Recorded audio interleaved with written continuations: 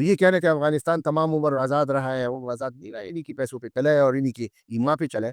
تو 1893 میں پھر ڈیورنٹ کا معاہدہ ہو گیا ان کے ساتھ کابل حکومت سے، تو پھر اس کے تحت پھر ڈیورنٹ لائن پہ کاروائی شروع ہوئی۔ امیر دوست محمد خان فوت ہو گیا، ان کو تسلی دی تھی کہ بھئی میں جب تک زندہ رہوں گا میں روس کے ساتھ لب جب نہیں کروں گا، میرا روس کے ساتھ نہ کوئی کام ہوگا، بس میں آپ لوگوں کا خیال رکھوں گا، آپ نے مجھے کچھ پیسے دینے ہیں، میرا خیال رکھنا ہے۔ افغان امیر کا اتنا پاور تھا ہی نہیں کہ وہ اس کو خراج ملے یا انگریز کو ڈرائے دھمکائے۔ سال کے 1 لاکھ روپے اشرفیہ ادا کرتے تھے اس کی دیکھ بھال کی تھی، پریوی پرس کہتے تھے اس کو۔ براہمن تھے وہ جو کاتب تھے اور جو وہاں پہ ڈائری لکھتے تھے اور جاسوسی کرتے تھے اور حال بتاتے تھے ریگولر۔ ان کا موہن لال ایک براہمن تھا، وہ فارسی بھی بول سکتا تھا، وہ انگلش بھی لکھ سکتا تھا، وہ کئی سال وہاں پہ کابل کے دربار میں مقیم رہا ہے اس کام کی۔ افغانستان کے جتنے بھی بارڈرز ہیں وہ سارے باہر کے لوگوں نے بنائے تھے، انگریزوں نے، روسیوں نے، اور اس کے ساتھ ایک بارڈر ایران نے بنایا ہے جس فوج افغانستان میں اندر داخل کیا جسے پورے ملک کا ایک سرکل میں گردش کر کے پوری تباہی پھیلائی۔ قندھار بھی اس نے تباہ کیا، اس نے غزنی بھی تباہ کی، اس نے ہرات، اس نے جلال آباد، جتنے بھی علاقے ہیں اس نے بڑے بڑے۔ 1849 امیر دوست محمد خان نے ایک آخری کوشش کی تھی پشاور کو لینے کی، اس نے چند گھوڑ سوار بھیجے تھے خیبر پاس پہ اور انہوں نے آ کے پشاور شہر میں وہ داخل بھی ہوئے، اور مطلب یہ ہے کہ انگریزوں کو جب پتہ چلا تو انہوں نے پھر جوابی کارروائی میں انہوں نے پھر وہ فوج بھگا دیا، اور خیبر پاس تک وہ بھاگ رہے تھے ان کے پیچھے۔ جب وہ انہوں نے اپنا سرحد پار کیا، اس زمانے میں سرحد افغانستان کا کابل کے امیر کا سرحد جو تھا وہ تورخم پہ نہیں تھا، وہ اس طرف علی مسجد کی طرف تھا، یہ جمرود سے تھوڑا سا آگے، کیونکہ سکھوں کا پرانا سرحد تھا۔ تو انہوں نے اس کو بھگایا، اور اس زمانے کے بعد پشاور میں کسی افغان بادشاہ امیر کا فوج ابھی تک داخل نہیں ہوا ہے۔ 1849 میں 1863 میں امیر دوست محمد خان فوت ہو گیا۔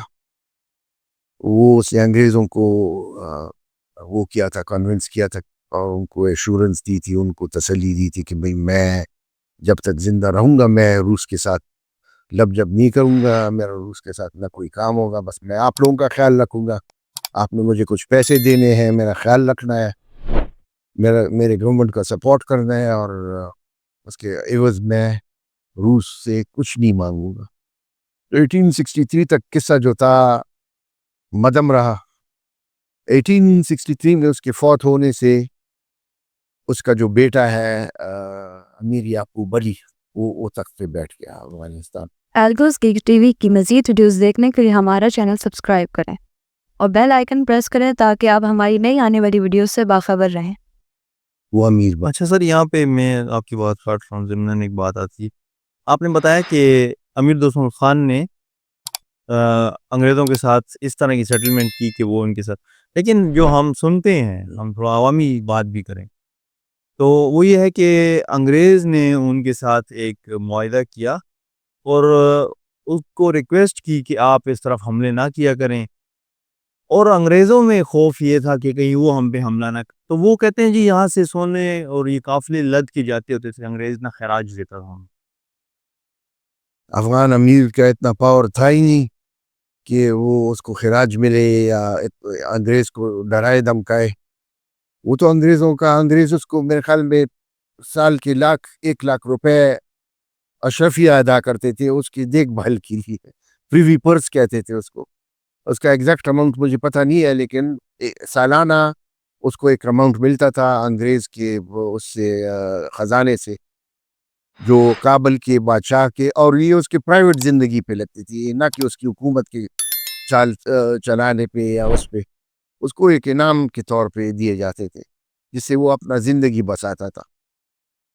اور انگریزوں نے کابل میں ایک ریزیڈنٹ بھی بٹھا دیا، ایک اپنا ایک ایجنٹ، جو آج کل کے جو پولیٹیکل ایجنٹس ہوتے ہیں ہمارے ٹرائبل ایجنسیز میں، اس کا برابر ایک پاورفل آفیسر تھا جو انگریزوں کے مفادات کا بالکل جس طرح ایک پس پردہ کوئی گورنر بیٹھا ہو، اسی قسم کا آدمی تھا، برٹش ریزیڈنٹ ان کابل۔ وہ بھی ادھر انہوں نے متعین کیا تھا، اس کے ساتھ بہت سٹاف تھے، بہت براہمن تھے، بہت جو کاتب تھے اور جو وہاں پہ ڈائری لکھتے تھے اور جاسوسی کرتے تھے اور حال بتاتے تھے ریگولر، ان کا وہ رودات جو تھا وہ قلم بند ہو کے یہاں پہ آتا تھا، ان کی ڈائری، جس طرح آج کل کہتے ہیں فلانی پہ ڈائری لکھی گئی اور جاسوسی، یہ اسی زمانے کے اصطلاحات ہیں۔ موہن لال ایک برہمن تھا، وہ فارسی بھی بول سکتا تھا، وہ انگلش بھی لکھ سکتا تھا، وہ کئی سال وہاں پہ کابل کے دربار میں مقیم رہا ہے اس کام کے لیے۔ تو اس کو امیر عبد الرحمن نے نہیں ہٹایا۔ امیر عبد الرحمن کو پتا تھا کہ بھئی انگریز سے سر مارنا یا ٹکر لینا ایک میرے بس کا کام نہیں ہے۔ تو میں یہ کہہ رہا تھا جناب کہ امیر دوست محمد خان کی فوتگی کے بعد اس کا بیٹا یعقوب علی آ گیا اور وہ امیر بن گیا۔ تو یعقوب علی نے دوبارہ روس کے ساتھ لب جب شروع کی اور 1865 میں پھر اس کی جگہ جو ہے ایک اور آ گیا، امیر شیر علی۔ ان کے پھر خاندانی جنگ شروع ہو گئے ان لوگوں کے، مطلب یہ کہ وارز آف سکسیشن، اور انگریزوں کو پتہ چلا کہ یہ علاقہ جو ہے یہ دوبارہ انسٹیبل ہونے والا ہے اور اس میں روس مداخلت۔ روس نے پھر بھی اپنا ایک آفیسر بھیج دیا وہاں پہ جو کابل میں گھومتا رہا، اور مطلب یہ کہ جو انگریزوں کے ساتھ معاہدہ ہوا تھا ان لوگوں کا اس کی خلاف ورزی تھی۔ تو انگریز نے پھر یہ سوچا کہ بھئی کابل کو زیر اثر لانے کی یا اس کو زیر تابع لانے کی ہم نے پھر کوئی ایسا کوئی کام کرنا ہوگا تاکہ یہ روس کے ہاتھوں میں چلا نہ جائے۔ تو 1878 میں انہوں نے جنگ کی تیاریاں شروع کی، سیکنڈ افغان وار جسے کہا جاتا ہے۔ 1879 میں پھر انہوں نے انویژن کیا اور وہاں پہ پھر انہوں نے اپنا ایک ریزیڈنٹ،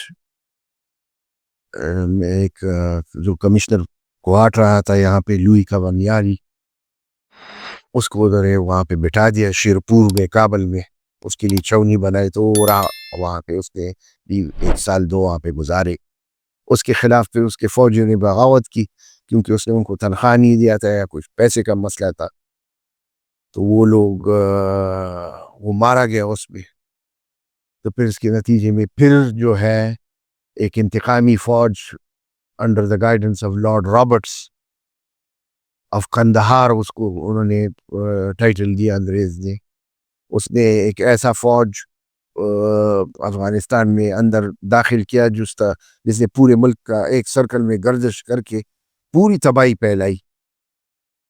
قندہار بھی اس نے تباہ کیا، اس نے غزنی بھی تباہ کی، اس نے ہرات، اس نے جلال آباد، جتنے بھی علاقے ہیں اس نے بڑے بڑے شہر، اور کابل میں بھی اس نے کافی تباہی مچائی۔ پھر وہ واپس آ گیا، اس کا صرف یہ تھا کہ ان کو ہم بتائیں کہ بھئی ہم وہ ہیں، وہ ہمارے ساتھ کوئی لڑتا وہ نہیں ہے۔ اسی دوران میوند میں لڑائی ہوئی، وہ لوگ کہتے ہیں کہ ملالہ اس میں ایک لڑکی تھی اور وہ اٹھ کے اس نے پرچم بھی لہرایا، اور اس میں سردار ایوب خان جو تھا وہ ایک شہزادہ تھا، وہ 2 مہینوں کے لیے اس نے اپنے آپ کو بادشاہ بنایا تھا کیونکہ بادشاہ تھا ہی نہیں، تو اس نے چارج لی تھی بادشاہت کی۔ تو اس نے یہ جنگ لڑا لیکن وہ انگریزوں کے ہاتھ اس نے شکست کھائی، تو انگریزوں نے اس کو قیدی بنا کے لاہور لے کے گئے، جہاں پہ اس نے باقی 30-35 سال جو ہے اس نے انگریزوں کے وظیفہ خور یا پٹھو کے طور پہ گزارے، اور سن 14 میں وہ فوت ہو گیا، اور یہاں پہ اسی یہ جو گریو یارڈ ہے حسن پیر روڈ پہ، اسی میں وہ دفن بھی ہے آج کل، اس کا قبر بھی ہے وہاں پہ۔ تو اس کے بعد پھر انگریزوں نے افغانستان میں ایک ایسا بندہ بٹھایا جو امیر دوست محمد خان کا بھتیجا لگتا تھا، وہ نیفیو لگتا تھا، امیر عبد الرحمن، تو اس کا دور کا بھتیجا تھا اسی خاندان سے، اور سخت آدمی تھا وہ۔ کسی زمانے میں وہ اوپر کی طرف افغانستان میں جو افغانستان کے جو اوپر والے حصے تھے جو آج کل سینٹرل ایشین ریپبلکس میں شامل ہے، خصوصاً بخارے کی طرف اس کا وہ حاکم رہا تھا، اور پھر وہاں پہ اس نے پناہ بھی لی تھی کسی وقت میں. تو 1880 میں اس بندے کو انہوں نے دوبارہ دعوت دی اور اس کو تخت پہ بٹھا دیا، اور اس کے ساتھ انہوں نے فیصلے کی کہ بھئی افغانستان کا جو اندرونی کنٹرول ہے، بادشاہت ہے، وہ تمہارے ہاتھوں میں ہے، فورن پالیسی ہمارے ہاتھوں میں ہوگی، فائنینشیل پالیسی بھی ہمارے ہاتھوں میں ہوگی، ہم تمہارا ملک چلائیں گے اپنے فنڈ اور اس پہ. تو یہ کہنا کہ افغانستان تمام عمر آزاد رہا ہے، وہ آزاد نہیں رہا، انہی کے پیسوں پہ چلا ہے اور انہی کے ایما پہ چلا ہے. اور بس صرف یہ ہے کہ وہ بس نام کا بادشاہ تھا، اور وہ خود اندر جو ملک کے اندر جو کچھ ہوتا تھا اس کا یہ خود ذمہ وار تھا. اور باقی جو ہے تو انگریزوں نے کہا تھا کہ نہ روس کے ساتھ تمہارا کوئی تعلق ہوگا ہمارے اجازت کے بغیر، نہ ایران سے تعلق ہوگا، نہ کسی کے ساتھ، بس آپ ہمارے ہی مانو گے. تو وہ اصل میں ایک بفر اسٹیٹ تھا. بفر کا مطلب یہ ہے کہ چیز کے ساتھ جب ٹکر مارتے ہو تو بیچ میں اگر کوئی اسپیڈ بریکر سا اسپیڈ بریکر فوم یا کوئی وہ رکھے تاکہ وہ زور نہ آئے اس پہ، تو اس کا رول ادا کر رہا تھا. اس امیر عبد الرحمن نے تو افغانستان کو پرانے طریقے سے بڑا صحیح چلایا، جو پرانے قسم کے رولرز تھے، جو جس طرح مغل تھے یا اس سے پہلے کے، اور اس طریقے سے تو اس نے افغانستان کو اسٹیبل طریقے سے چلایا. اب سن 1880 سے لے کے سن 1901 تک اس کی 20-21 سال حکومت تھی. اور اسی دوران میں پھر انگریزوں نے ڈیورینڈ لائن کا معاہدہ بھی اسی کے ساتھ کیا تھا، اسی بادشاہ کے ساتھ. تو ڈیورینڈ لائن میں بہت سارے علاقے ایسے تھے جس طرح باجوڑ، کرم، یہ بھی اس وقت مومند ایجنسی تو نہیں تھی، مومند تو سن 51 میں پاکستان کے بننے کے بعد بنی.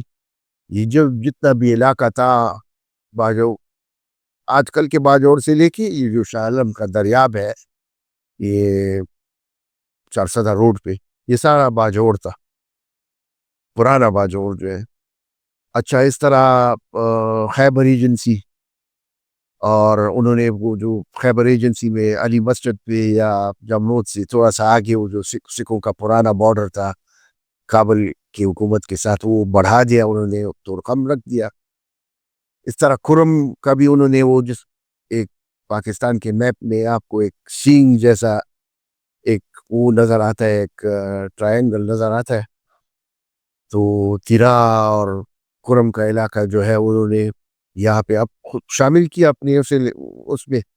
کرم کے ٹرائبز کوآپریٹو تھے انگریزوں کے ساتھ، کیونکہ اور پٹھانوں سے ان کا اس مسئلے پہ اختلاف تھا، تو وہ انگریز کے ساتھ بڑے کوآپریٹو تھے اور بڑے کچھ اور نمونے کے بیہیویئر کرتے تھے. تو ان کو مطلب یہ ہے کہ وہاں پہ ترقی بھی ہوئی ہے، وہ جگہ بھی بڑا خوبصورت ہے. اچھا، اس کے بعد پھر جو کوئٹہ، اس علاقے کو وہ برٹش افغانستان کہتے تھے، جو پھر بعد میں بلوچستان کا حصہ بنا، کیونکہ یہ لوگ بلوچ نہیں تھے، پٹھان تھے یہ اس علاقے کے ریزیڈنٹس. تو to distinguish between them and the Baloch who were ruled by the Khan of Qalat، جو بلوچستان میں سب سے بڑا انڈیپینڈنٹ اسٹیٹ تھا. ایک کھاران تھا، ایک لسبیلا تھا، یہ 3 اسٹیٹ تھے وہاں پہ.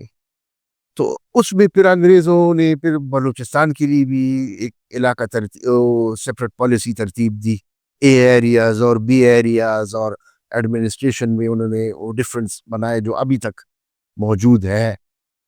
اور یہاں پہ بھی پھر وہ انہوں نے وہ فاٹا اور ٹرائبل ایریاز کا اور سیٹلڈ ایریاز کا وہ قانون بنایا. اور مطلب یہ کہ جو آج کل کا جو شیپ ہے وہ چیزوں کا، وہ اسی زمانے میں وہ 1880 کی دہائی میں it's began taking shape in those days. تو 1893 میں پھر ڈیورینڈ کا معاہدہ ہو گیا ان کے ساتھ کابل حکومت سے. تو پھر اس کے تحت پھر ڈیورینڈ لائن پہ کاروائی شروع ہوگی. ایک نیا بارڈر تھا، بعض جگہوں پہ وہ ویزیبل تھا، بعض جگہوں پہ وہ غیر متعین تھا. لیکن مطلب یہ ہے کہ امیر آف کابل جو پھر افغانستان کا امیر کہلانے لگا، اس کے اور انگریزوں کے टेरिटरी में इलाके में वो जो नुमाया डिफरेंस है वो नज़र आ गया। अमीर ऑफ काबुल ने खुद उसको मान लिया, उसने कहा ये मेरा इलाका है और ये आप लोगों का है, और बस उसमें ना कोई डिस्प्यूट है, ना अमीर ऑफ काबुल ने कभी पठानों का नुमाइंदगी की है, तो वो अपने आप को फारसीवान कहते हैं कि हम बड़े सोफिस्टिकेटेड और बड़े एजुकेटेड और तहजीब वाले लोग हैं, हम फारसी बोलते सर यहाँ पे ये ज़रूरी एक चीज़ जो है कि आपने कहा कि अमीर अब्दुर्रहमान को इस चीज़ को कोई इतराज़ नहीं था, तो फिर ये 100 साला मुआहिदा क्या है? ड्यूरेंट लाइन को जो आम तौर पे कहा जाता है कि ये 100 साला मुआहिदा था और 100 साल ख़त्म होने पे ये मुआहिदा ख़त्म हो जाएगा जो पीछे हैं। मेरे ख्याल में उन्होंने सिर्फ उसके लिए एक जिस तरह एक लीज होता है, लीज भी 99 ईयर्स का होता है, एक सिर्फ एक लीगल फॉर्मेलिटी। 100 साल बाद क्या हुआ? वो 100 साल भी अभी 30 साल उसके 31-32 साल हुए, वो गुजर गए। 1993 में वो 100 साल पूरे हो गए, तो उसका कुछ हुआ है? कुछ भी नहीं हुआ है, किसी ने भी कुछ नहीं किया, ना अफगानिस्तान ने किया है ना पाकिस्तान ने किया है। तो वो बात तो रही, क्योंकि वो अंग्रेजों ने ये लाइन बनाया था। अफगानिस्तान के जितने भी बॉर्डर्स हैं वो सारे बाहर के लोगों ने बनाए थे, अंग्रेजों ने, रूसियों ने, और उसके साथ एक बॉर्डर ईरान ने बनाया है। जिस तरह मसलन ड्यूरेंट लाइन जो है मशरकी बॉर्डर, वो अंग्रेज ने काबुल हुकूमत के मशवरे से बनाया। ये भी सिर्फ एक फर्जी बात है, मशवरे से उन पे ठूंसा गया कि भाई ये बनाना होगा। उससे पहले जो नॉर्दर्न बॉर्डर है रूस के साथ 1885 में, उसको ट्रीटी ऑफ पंजदे के मुताबिक बनाया गया था। इसमें रूस, बरतानिया और अफगानिस्तान 3 उनसर शामिल थे। ये जो वेस्टर्न साइड का बॉर्डर है, ये ट्रीटी ऑफ तुर्कमेनशाही के तहत बनाया गया, जो 1827 में ईरान का जो काचार शाह था, उसके रूस का जो बादशाह था, एम्परर था, जार था, और अंग्रेज़ों का जो अंग्रेज़ों की हुकूमत थी, उनके तहत बनी गई थी। तो जो मॉडर्न अफगानिस्तान है, जिसको मैं बरगज़ई एमिरेट भी कहता हूँ, बल्कि हिस्टोरियंस कहते हैं उसको, बरगज़ई एमिरेट के जितने भी बॉर्डर्स हैं वो सारे फॉरेन पावर्स ने मुतय्यन किए। सर आपने अफगानिस्तान के जोग्राफी के बारे में थोड़ी बात की, थोड़ा सा अगर आप अपने इसके जो 3 बॉर्डर्स हैं इसको अगर दोबारा बिल्ड कर दें आप। अफगानिस्तान का जो सबसे पहले बॉर्डर मुतय्यन हुआ था वो 1827 में तुर्कमेनशाही एक शहर है तुर्कमेनिस्तान में, वहाँ पे उन्होंने इस मुआहदे को मुतय्यन किया था। बल्कि हुआ तो तेहरान में था, लेकिन मतलब तुर्कमेनशाही का नाम दिया गया था क्योंकि इसका ये जो वेस्टर्न बॉर्डर है अफगानिस्तान का, जो हेरात से इस्लाम कला और उन इलाकों से मुतवस्सित है, ईरान और अफगानिस्तान के दरमियान हुआ था। तो उसमें रूस, उसमें अंग्रेज और उसमें ईरान, 3 जो थे वो पार्टी थी उसमें। अच्छा, उसके बाद 1885 में अमू दरिया जो है, ऑक्सस रिवर, जो ऊपर बहता है, अफगानिस्तान के ऊपर वाले हिस्से में बहता है, जो आजकल इंटरनेशनल बाउंड्री है सेंट्रल एशियन स्टेट्स और अफगानिस्तान के दरमियान, उस पंजदे एक गांव है वहाँ पे, पंजदे पुष्ट में पिंजकली या 5 गांव, एक ताजिक गांव है। तो पंजदे जो है उसको भी उसका नाम, उस इलाके का नाम दिया गया, हालांकि वो तो पूरा बॉर्डर है। तो उस बॉर्डर को रूस, चूंकि ये इलाके रूस में थे, और ये अभी फिर उसके बाद में भी, ये तो 1990s में ये इंडिपेंडेंट स्टेट्स बन गए, सेंट्रल एशियन स्टेट्स, ये रशियन एम्पायर और सोवियत यूनियन का हिस्सा थे फिर बाद में। तो उन इलाकों का जो बॉर्डर है अफगानिस्तान के साथ, वो रूस, बरतानिया और अफगान हुकूमत ने मुतय्यन की। अमीर अब्दुर्रहमान का जो हुकूमत था, वो जो पहला वो तुर्कमेनशाही वाला था, वो तो उस वक्त अमीर अब्दुर्रहमान भी था, उस वक्त तो मोहम्मद खान था और ईरान का बादशाह था। अच्छा, सबसे आखिर में जो बॉर्डर है वो हमारा है, ड्यूरेंट लाइन, जो अंग्रेज और अमीर अब्दुर्रहमान ने मुतय्यन किया 1893 में। तो ये 3 बॉर्डर है अफगानिस्तान। अगर मैं यूं कहूँ कि अंग्रेज को चाहिए था कि अगर ये वाखान भी हम इधर ही डाल देते हैं, अब अंग्रेज ले लेता, تو یہ زیادہ بہتر نہ ہوتا کہ ان کو ڈائریکٹ سینٹرل ایشیا تک یا روس تک آصف صاحب آپ ذرا اس کے ڈیزائن کو دیکھیں نقشے پہ، ہوں ایک اتنی سی پٹی ہے جو صرف 9-10 میل چوڑی ہے، ہوں لمبائی تو اس کی اچھی خاصی ہے، لمبائی اس کی ہوگی کوئی 50 ہوں 60 70 80 میل ہوگی، لیکن اس کی چوڑائی صرف 9-10 میل ہے. تو آپ کا کیا خیال ہے کہ اس کو کیوں بنایا گیا اس شکل میں اور کیوں چھوڑا گیا؟ یہ ایک پٹی ہے جس سے روس، اس پار روس ہے اور اس پار برٹش انڈیا ہے. تو انہوں نے کہا کہ بھئی یہاں پہ تو کچھ بڑا کام نہیں ہو سکتے، چھوٹی سی اگر انسولیشن سٹرپ بنایا جائے. تو یہ انگریزوں نے بنائی ہے، جان بوجھ کی بنائی ہے کہ اس کے اس طرف روس نہ آئے.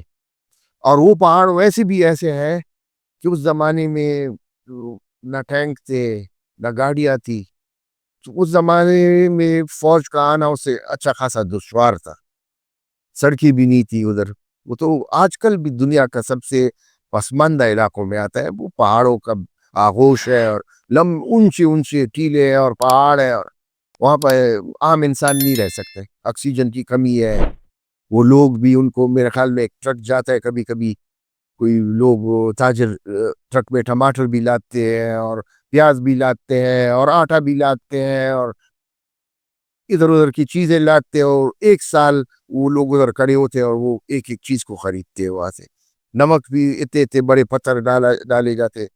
اگر آپ دیکھتے ہیں جرنی ٹو واخان، اس قسم کے ویڈیوز بھی آتے ہیں اس پہ کہ یہ جو پیٹی ٹریڈرز ہیں چھوٹے چھوٹے، وہ ٹرک چلاتے ہیں ادھر. تو وہ ایسا علاقہ ہے ریموٹ، انفارگیونگ، وہاں پہ جانا جو ہے عام انسان کے لیے موزوں نہیں ہے. تو فوج کو تو چھوڑو نا. تو واخان کا اگر آپ ڈیزائن دیکھ لیں کسی نقشے پہ، تو وہ ٹوٹا افغانستان کا ہے، لیکن اس کے اس سائڈ پہ روس ہے، روس کا علاقہ ہے، اور اس سائڈ پہ برٹش انڈیا جو اب پاکستان ہے، اور وہ علاقہ جو ہے وہ ابھی تاجکستان ہے. حالانکہ واخان جو ہے اس علاقے کا، وہ بدخشان کا ایسا ہے، تو بدخشان کا ایک صوبہ جو ہے تاجکستان میں بھی ہے، روسی بدخشان جیسے کہتے تھے، اور ایک صوبہ جو ہے وہ افغانستان کا ہے جس کا کیپٹل فیض آباد ہے، جس کے لال اور پتھر بہت مشہور ہے، لال بدخشان اور یہ وہ. تو اس کا اس پاس جو ہے چترال ہے، اپر چترال ہمارا جو ڈسٹرکٹ ہے، بونی وغیرہ اور یہ علاقے جو ہے مستوج اور یہ. تو یہ ڈیلیبریٹ. آپ نے بڑا اچھا سوال پوچھا.